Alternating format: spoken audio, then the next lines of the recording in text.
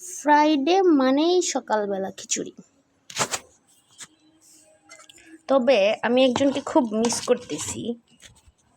আমি একজন খিচুড়ি লাভার। তো আমার আরেকজন খিচুড়ি লাভার ছিল, যিনি এই খিচুড়ির ঘোটাটা খুব ভালোভাবে সুন্দরভাবে দিতে পারতো। Miss you roommate.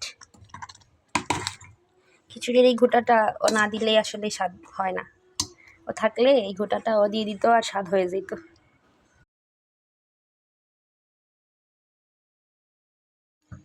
ফ্রাইডে মানেই সকালবেলা খিচুড়ি। তবে আমি একজনকে খুব মিস করতেছি। আমি একজন খিচুড়ি লাভার।